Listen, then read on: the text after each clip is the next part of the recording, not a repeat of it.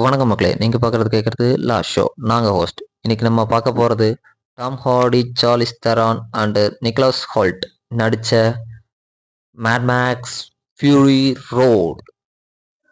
So அந்த Mad Max ட்ரியாலஜிக்கு அப்புறம் அதை ரீபூட் பண்ணி மறுபடியும் அந்த மேட் மேக்ஸ் சாகாவை கிக் ஆஃப் பண்ணுறது தான் இந்த ஃபியூரி ரோடு. ஸோ இதில் வந்து நம்ம டாம் ஹார்டி வந்து மேக்ஸாவும், ஃபியூரியோசாவா வந்து நம்ம சார்லிஸ் தெரானும், நக்ஸா வந்து நம்ம நிக்கலஸும் நடிச்சிருக்காங்க. So first of all Max யாருன்னு பார்த்தீங்கன்னா, தன்னோட ஃபேமிலியை இழந்த ஒரு போலீஸ். ஸோ ஃபியூரியோஸா வந்து யாருன்னு பார்த்தீங்கன்னா, தன்னோட ஃபேமிலியிலேருந்து பிரிக்கப்பட்ட ஒரு அகதி குழந்தைன்னு சொல்லலாம். அண்ட் நக்ஸ் யாருன்னு பார்த்தீங்கன்னா, ஒரு அடிமைப்படுத்தப்பட்ட பையன், மெக்கானிக். ஸோ இந்த மேக்ஸ் உலகத்தில் வந்து இந்த மெக்கானிக்ஸ் எல்லாம் என்னன்னு பார்த்தீங்கன்னா பிளாக் தம்னு சொல்லுவாங்க. பிளாக் தம்னா கையில் கிரீஸ் ஆகுறவங்க, அதனால அவங்கள வந்து பிளாக் தம் அப்படின்னு சொல்லுவாங்க. அண்ட் மேக்ஸ் வந்து பார்த்தீங்கன்னா தனியாக வாழக்கூடிய ஒருத்தர், தன்னோட ஃபேமிலி இழந்துட்டதுனால தனியாக வாழ்ந்துட்டு இருக்கிற ஒரு ஆள். அண்ட் ஃபியூரியோஸா பார்த்தீங்கன்னா திரும்ப தன்னோட வீட்டுக்கு போகிறதுக்காக துடிச்சிட்டு இருக்கிற ஒரு ஆள். ஸோ அதுதான் இந்த பாட்டோட மெயின் கோரா வச்சுருக்காங்க. ஃபியூரியோஸா தன்னோட வீட்டுக்கு திரும்ப போகிறதுக்காக ஏங்குறாங்க, கஷ்டப்படுறாங்க. ஸோ அவங்க வீட்டுக்கு போனாங்களா இல்லையா அப்படிங்கிறது தான் இந்த படத்தோட மெயின் பிளாட்டாக வச்சு எடுத்தது. இந்த படத்தோட ப்ரொட்டாகனிஸ்ட்ல பார்த்தீங்கன்னா மேல் அண்ட் ஃபீமேல், ஹீரோயின் ரெண்டு பேர்த்தையுமே கொண்டு போயிருப்பாங்க, மேக்ஸ் அண்ட் ஃபியூரியோஸா.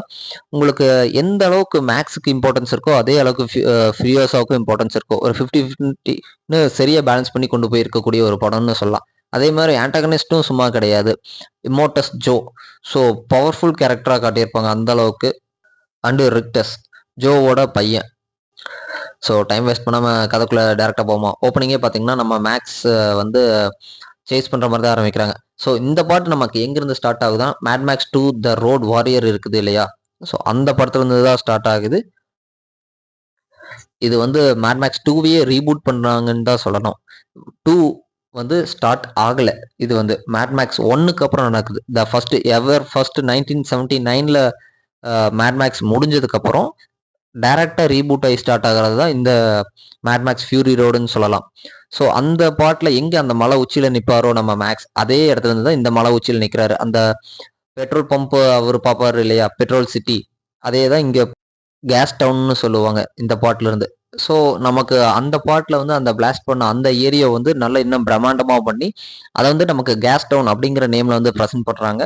ஸோ இந்த பாட்டில் இன்னொரு 3 பிளேசஸ் வந்து மேஜராக ப்ளே பண்ணோம்.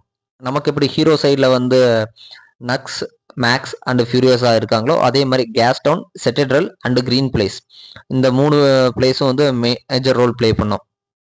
படம் ஸ்டார்டிங்லேயே பார்த்தீங்கன்னா மேக்ஸ் வந்து கேப்சர் பண்ணிடுறாங்க, அவரோட சார்ஜரையும் வந்து தூக்கிட்டு வந்துடுறாங்க.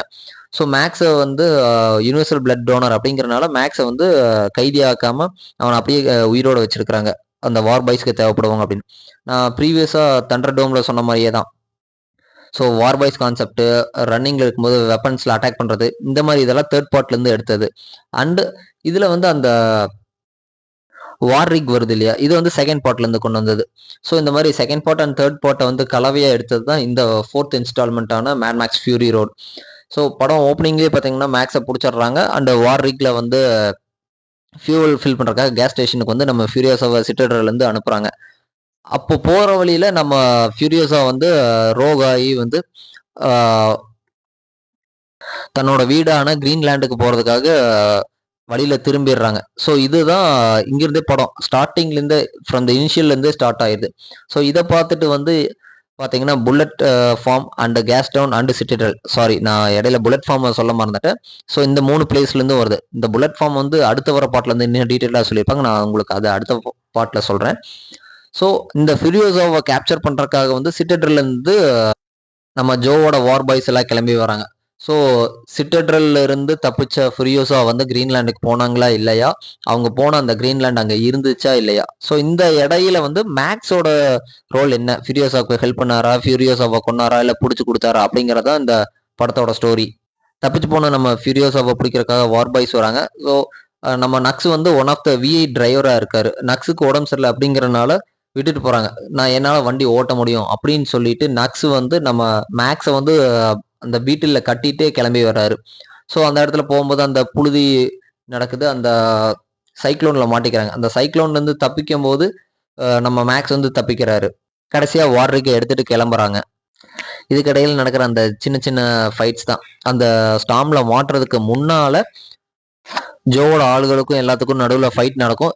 இதுக்கிடையில வல்ஹல்லா போறேன் அப்படின்னு சொல்லிட்டு நம்ம நக்ஸ் வந்து இடையில பிளாஸ்ட் பண்ண போவார். அந்த இடத்துல மிக்ஸ் ஆகி இது பண்ணதான் அந்த ஸ்டாம்ல உள்ள போறாங்க. அந்த ஸ்டாம் முடிஞ்சு எல்லாரும் வெளியே வந்ததுக்கு அப்புறம் மேக்ஸுக்கும் ஃபியூரியஸாவுக்கும் ஃபைட் நடக்குது. ஸோ அதுல 2 பேரும் காம்ப்ரமைஸ் ஆகி 2 பேரும் வந்தா தான் ஒன்னா நம்ம டிராவல் பண்ணா தான் இங்கிருந்து தப்பிக்க முடியும் அப்படின்னு சொல்லி கிளம்புறாங்க.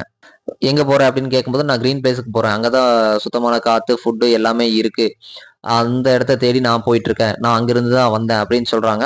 போற வழியில வந்து அந்த பாறைக்கு நடுவில் இருக்கிறவங்களுக்கு வந்து நான் ஃபியூவல் தரேன், என்ன வந்து போகிறதுக்கு விடுங்க அப்படின்னு சொல்லி ஒரு டீல் இருக்கு. ஸோ அங்கிருந்து தப்பிக்கும் போது தான் நம்ம ஃபியூரியஸாவும் மேக்ஸும் ஒன்னா ஒர்க் பண்றதுக்கு ஆரம்பிக்கிறாங்க.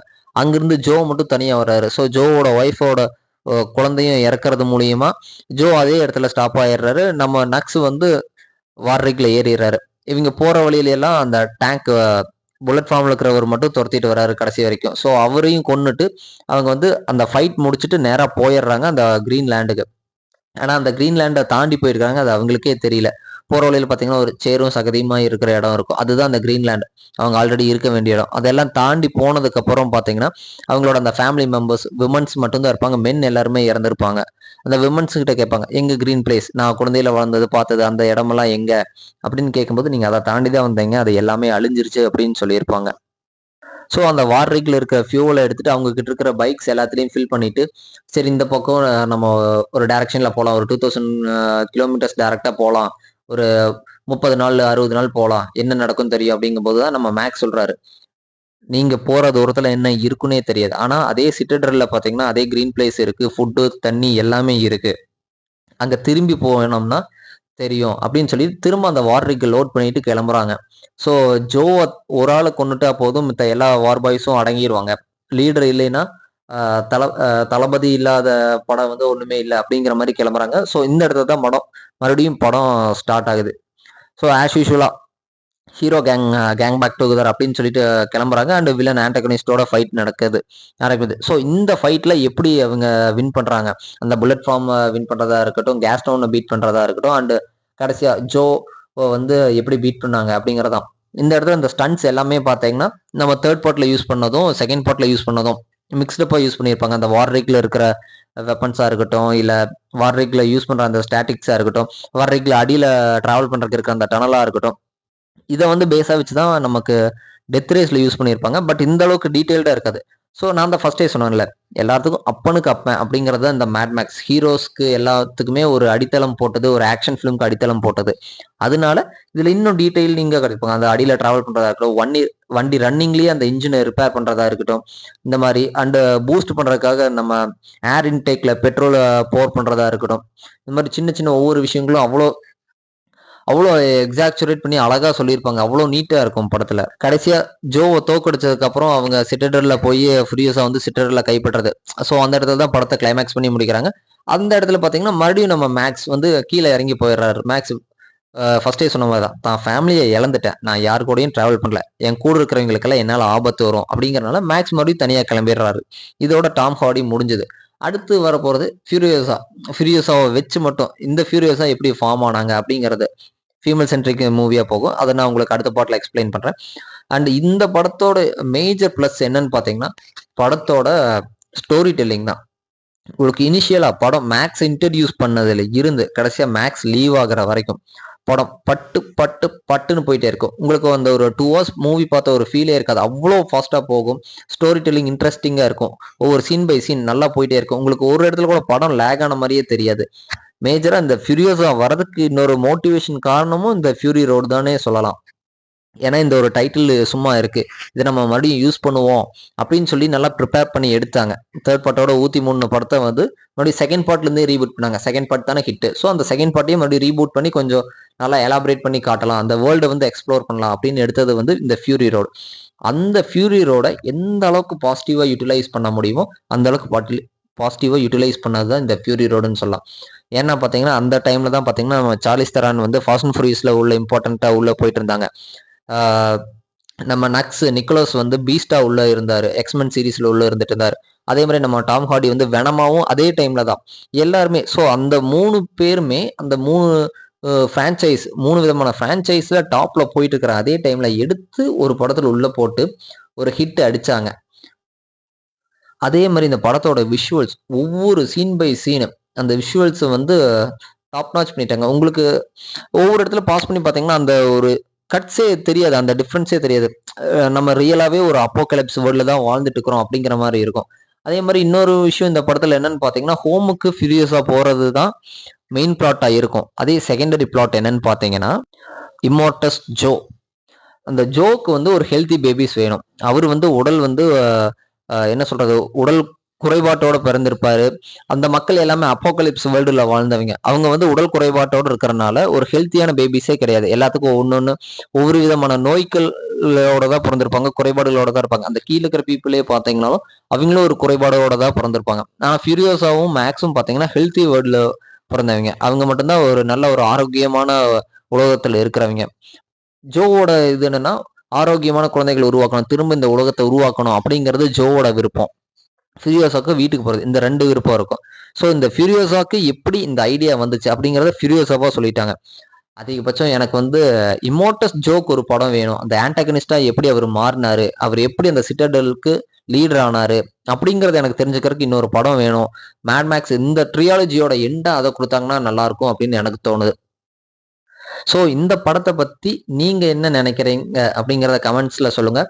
அவுட் ஆஃப் 10 இந்த மேட் மேக்ஸ் ஃபியூரி ரோடுக்கு என்ன ரேட்டிங்ஸ் கொடுக்கலாங்கிறத நீங்க கமெண்ட்ல சொல்லுங்க, நான் தெரிஞ்சுக்கிறேன். ஸோ உங்களுக்கு இந்த வீடியோ பிடிச்சிருக்குன்னு நினைக்கிறேன். உங்களோட அடுத்த நல்ல வீடியோவில் சந்திக்கிறேன். அது வரைக்கும் Tata, bye bye, C you. மறக்காம லைக், ஷேர் அண்ட் சப்ஸ்கிரைப் பண்ணிக்கோங்க. வாட்டா.